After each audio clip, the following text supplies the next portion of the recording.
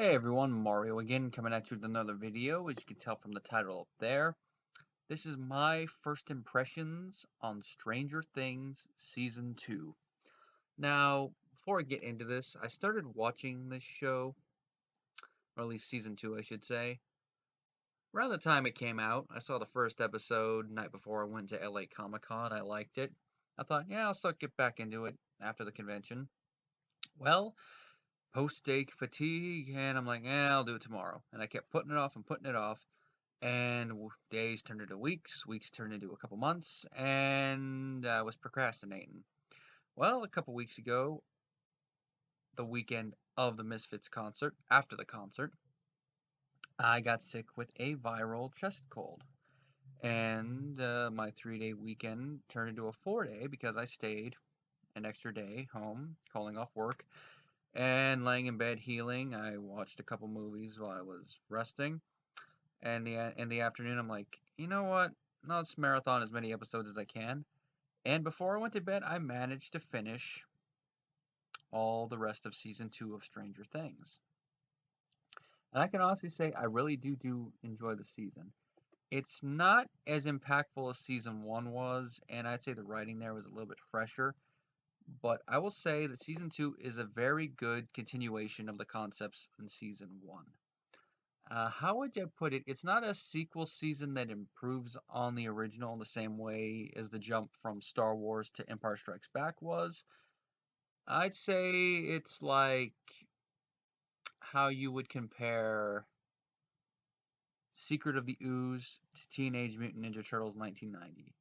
It's not as good, but it is a worthy sequel. And depending on how you look at it, you could also view it's like this is the jump from Raiders of the Lost Ark to The Last Crusade. Of course, you got to film it between them there, but it's one of those things, though.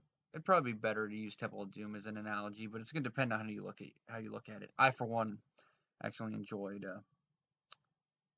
Crusade more, but then again, I always found myself watching that one more than I did Raiders of the Lost Ark. But as you can expect, Will is still recovering from what happened to him in the Upside Down in the previous season.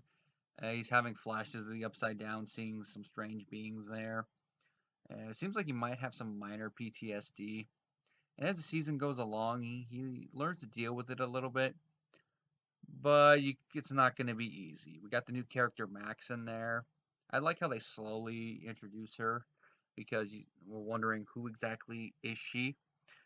But from the get-go, we can tell that her home life is not as stable as we would think. She has the a-hole older stepbrother, and he becomes an antagonist briefly at one point in the later episodes, but he does get a good comeuppance. And you can definitely see why he is the way he is. This is definitely season two's little homage to the writings of Stephen King. Because if you know how certain bullies in his stories are, this is kind of how he is. But just considering that we don't see how this happens till later, it comes off a little bit more natural than that. But it's more like if you look at King's bullies in the novels than compared to the adaptations, because the adaptations heavily abridge it, so it comes off as cartoony at points. In the books, though, it's a little bit more believable because you got the addition of inner monologues. Here, since it's an episodic series, you can stretch it and play with it more since it is done at TV pacing, so we see it a little bit more. The interactions of the buddies, still very believable between all of them. They're still reeling with what happened. Mike definitely missing 11. That's his whole real thing throughout the entire season. And of course, we know they do reunite, and by the end of the season, they are item officially, and it makes me wonder how it's going to continue into the next season. Dustin and Lucas do compete over Max for her affections, and the way it built, I thought it was interesting. Definitely fit their little characters and allowed Max to become one of the group members naturally. Jonathan and Nancy's friendship still continues, and as the season goes on, they do eventually end up together. There is kind of a little thing at the end where it's like, are they actually officially together? Or was it more of a one thing? But I like to think that they are officially together. those of you who saw my first impressions video on season 1 know that one of my little nitpicks about that was, why does Nancy end up still with the jock? I know he reformed a little bit, but he was still such a major a-hole through most of the season. You feel like Ace Ventura when your slinky stops on the last step before the bottom. Ah! But there's rectified it, and I just love the slow sexual tension that built between the two of them before they finally consummated their relationship. It's like, just like a big grin on the face. It's like, wait for it, wait for it. The sexual tension was so obvious that even the character within the show was doing it. And after the fact, he's like, yeah, you guys enjoy the couch? I just love that. That would be me if I was in the room. So, did you guys finish those errands? Now, 11, how she was reintroduced into this show after what she did to the Demogorgon in the last season. I thought that was pretty good. There's a couple flashback scenes that show how she got back there and how she ended up living with the sheriff. And it came off as believable, and they have a very interesting relationship because their relationship is essentially surrogates. They're a surrogate family unit. It's a father-daughter relationship. 11 is essentially a surrogate daughter for the daughter that the sheriff lost that we found out about near the end of the first season. And the sheriff, in turn, is a surrogate for 11's father because she never knew her real father. And the human antagonist of the previous season was essentially the only father she knew, or essentially her father at the Institute. And he was an abusive a-hole. So it's a win-win situation for both of them. And all the scenes we see of them together, we really do buy it. 11 doesn't want to stay cooped up in the little cabin that the sheriff has her in, but he has her there for her own protection. And there's a scene, multiple scenes actually, in the middle episodes where they're getting into arguments over it. And, 11's powers come into play. He does what he has to do, like any father, as those of you who have children would expect a father to do. But, they do care about each other. It's just that 11 wants her independence and the sheriff wants to keep her safe from the people at the Institute, which they do play a part in here. They're not really antagonists, but they do some stuff. They're like, really, guys? Most of it's cover up related to the stuff from the previous season, mainly Barb, because her parents are still looking for her, and Nancy really does not feel right about lying to them. And of course, more stuff with the Upside Down, because apparently more of the negativity from that place is slowly creeping out. Mainly comes in the form of pumpkins that are being ruined, and apparently part of the Upside Down is spreading even further to where you dig a hole here in the Upside Down. Wow, interesting. Now, 11 eventually does leave. She goes and tracks down her birth mother and her aunt, speaks with them, and then through some flashbacks, she decides to go find her sister.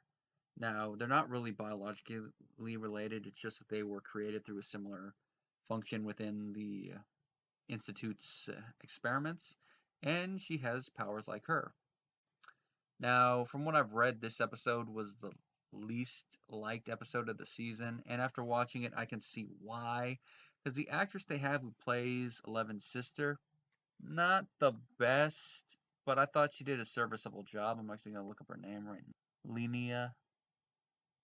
That's Linnea. Linnea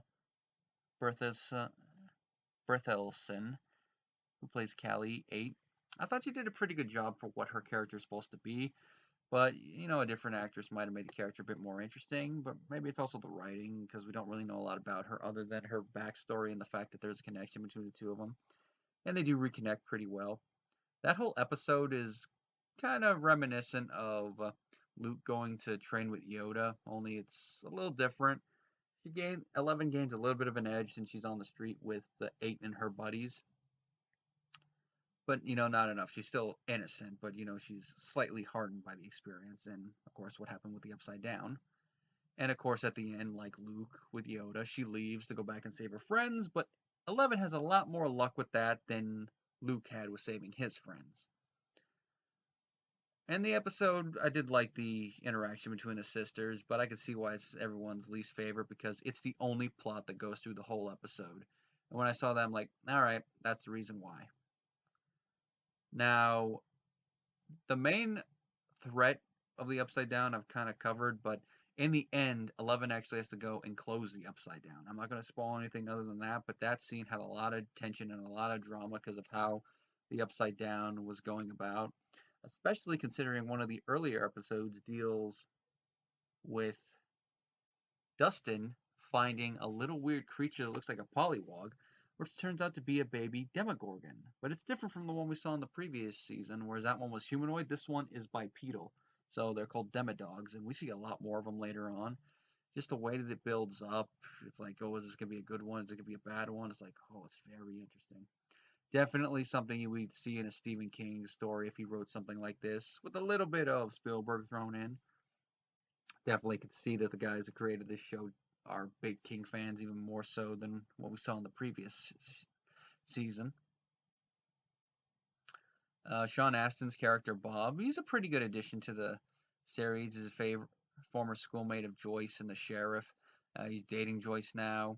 The older son doesn't really see what Joyce sees in him, but he doesn't mind hanging out with the boys.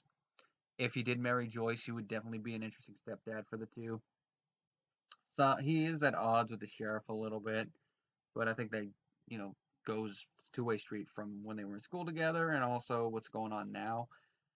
It's sad what happens to him, but as is life. Who knows now? Maybe Joyce and the sheriff might end up together in the next season, but we'll just see if they decide to go that route. If they do, it's going to be interesting because of a little subplot we find out. Well, not really a subplot, little thing involving the sheriff and 11 that we find out in the last episode. I don't want to spoil.